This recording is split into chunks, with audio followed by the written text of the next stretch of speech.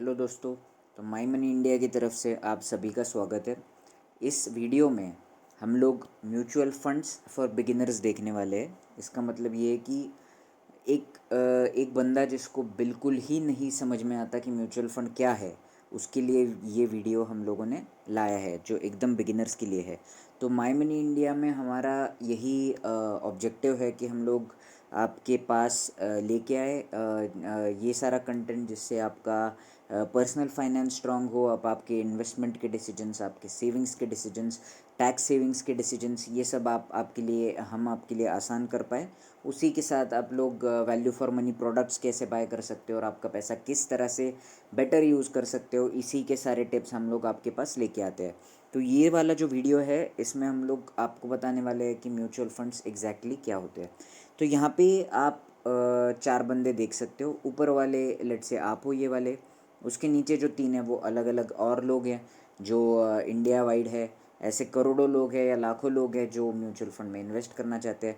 अब हम पहले देखते हैं कि जैसे आप अगर मार्केट में जाते हो और आपको अगर स्टॉक्स बाय करने या बॉन्ड्स बाय करने, तो आप क्या करते हो? आप सीधा स्टॉक 1 ले लोगे, स्टॉक 2 ले लोगे, स्टॉक 3 ले लोगे, बॉन्ड ले लोगे, या फिर गोल्ड ले लोगे, या फिर कुछ भी ले सकते हो। लेकिन इस सब के लिए आपको काफ़ी एनालिसिस करना पड़ता है, और उसके लिए आपको रिसर्च के लिए टाइम भी नहीं देना पड़ता है, और उसके लिए एक फाइनेंशियल या फिर फाइनेंस समझने का एक बैकग्राउंड भी होना पड़ता है, जिसके थ्रू आपको फंडामेंटल एनालिसिस आपको हर स्टॉक का करना पड़ेगा, इकोनॉमिक कंडीशन समझनी पड़ेगी, इंडस्ट्री का एनालिसिस करना पड़ेगा, फिर ये पर्टिकुलर कंपनी का एनालिसिस करना पड़ेगा, और बहुत सारी स्टेप्स होगी। लेकिन अगर कोई बंदा है जिसको पैसे इन्वेस्ट करने हैं ये सब में, लेकिन उसके पास उतनी कैपेबिलिटी नहीं है, या फिर नॉलेज नहीं है, या फिर उसके पास उतना टाइम नहीं है, और उसको वो पैसा किसी और को देना है कि वो उसकी जगह पे इन्वेस्टमेंट करे, तो उसको हम लोग म्यूचुअल फंड्स बोलते हैं। तो होता क्या है कि यही चार लोग अब सीधा स्टॉक्स में पैसे डालने की जगह वो एक एसेट मैनेजमेंट कंपनी या फंड हाउस के पास जाते हैं।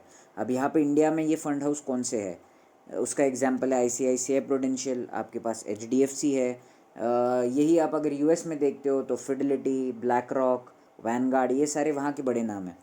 तो इसमें होगा क्या कि आप अब इस कंपनी के थ्रू कंपनी स्टॉक्स में या बॉन्ड्स में इन्वेस्ट करने वाले हो।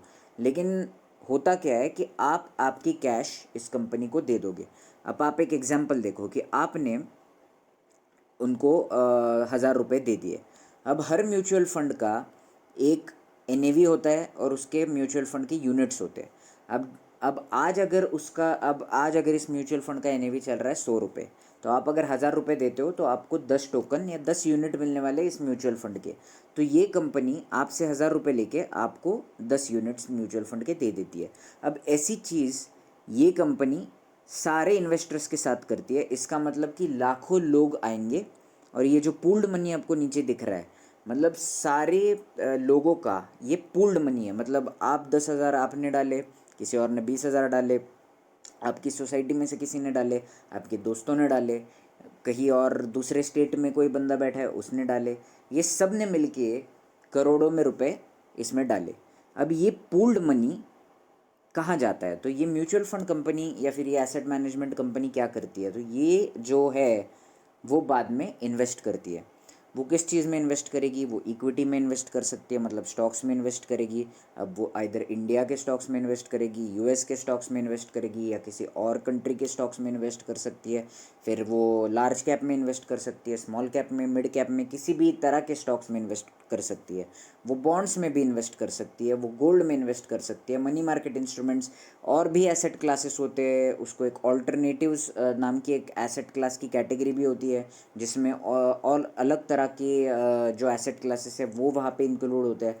तो ऐसे वो एक पोर्टफोलियो बनाती है, और इसमें ये सारा पैसा एक साथ डाल देती है। अब होता क्या है कि ये जो इन्वेस्टमेंट्स इन्होंने की है उनके थ्रू इनको रिटर्न्स मिलते हैं, और यही रिटर्न्स एक्चुअली आपके रिटर्न्स होते हैं। मतलब उसी के जैसे ही अब इन्होंने अगर 10 स्टॉक्स में पैसे डाले हैं, तो ये 10 स्टॉक्स की वैल्यू जैसे बढ़ेगी, वैसे ही आपने जो यूनिट्स खरीदे हैं म्यूचुअल फंड के, उसकी भी वैल्यू बढ़ेगी।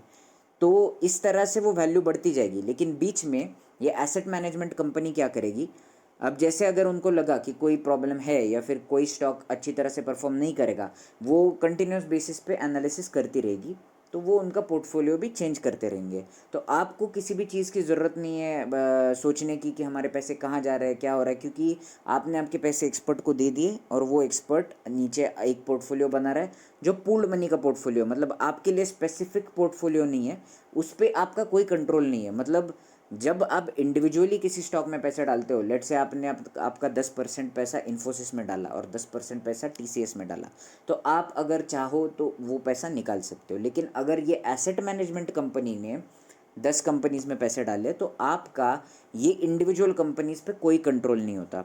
आपने पैसे सिर्फ एसेट मैनेजमेंट कंपनी को दिए, एसेट मैनेजमेंट कंपनी यही पैसे आगे इन्वेस्ट कर रही है, लेकिन आप आगे का कुछ कंट्रोल नहीं कर सकते, मतलब वो आपके हाथ में नहीं है। लेकिन आप देख सकते हो कि आगे क्या है और आपके पैसे कहाँ जा रहे हैं और ये कहाँ देखना है, ये मैं आपको अभी 1 मिनट में बता दूँ। तो दोस्तों अब हम लोग देखते हैं कि ये म्यूचुअल फंड आपके पैसे कहाँ डाल डाल रहा है, ये आपको देखना है। तो हम एक एग्जांपल लेते हैं, हम लोग आईसीआईसीआई का कोई ब्लू चिप फंड उठा लेंगे।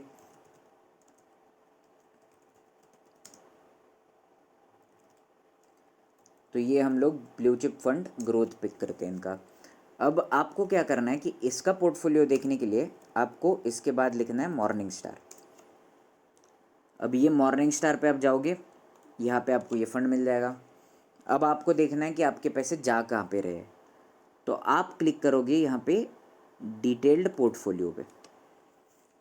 जब आप ये डिटेल्ड पोर्टफोलियो पे क्लिक करोगे तो आपको यहाँ पे दिख जाएगा कि इक्विटी होल्डिंग 66 है, मतलब नीचे 66 कंपनीज़ में आपके पैसे जा रहे हैं, अदर होल्डिंग्स 5 है, और ये है टॉप 10 होल्डिंग्स। अब ये टॉप 10 जो होल्डिंग्स है उसमें आपको दिख रहा है कि आईसीआईसीआई बैंक लिमिटेड में ये पर्टिकुलर फंड आपके ऑलमोस्ट 9.54% डाल रहा है, या फिर एचडीएफसी बैंक 7 में एचडीएफसी बैंक के शेयर में 7.84% डाल रहा है, इन्फोसिस के शेयर में 7.34% डाल रहा है। तो आपका ये इस तरह का पोर्टफोलियो ये म्यूचुअल फंड कंपनी ने एक बनाया है सबके लिए। जो भी सब लोग पैसे डाल रहे हैं इसमें, वो सारे इस रेशो में यहाँ पे जा रहे हैं। और आप डिटेल्ड पोर्टफोलियो देख सकते हो कि कहाँ कहाँ जा रहा है, और पैसे आपका 0.93% पैसा अल्ट्राटेक सीमेंट में जा रहा है, और इसी तरह से ये आपका पैसा डिस्ट्रीब्यूट हो रहा है। लेकिन वो इंटरनली हो रहा है, आप ये कंट्रोल नहीं कर सकते। आप जाके म्यूचुअल फंड को नहीं बोल सकते कि मुझे आईसीआईसीआई बैंक पसंद नहीं है तो आप मत डालो, या आप ये भी नहीं बोल सकते कि रिलायंस पसंद नहीं है मत डालो। आपका उस पैसे पे एक बार आपने म्यूचुअल फंड ले लिया तो इंडिविजुअल सिक्योरिटीज़ या इंडिविजुअल कौन से स्टॉक में पैसे जाएंगे इस पर आपका कोई कंट्रोल नहीं होता। तो ये थे बेसिक्स हमारे म्यूचुअल फंड्स के।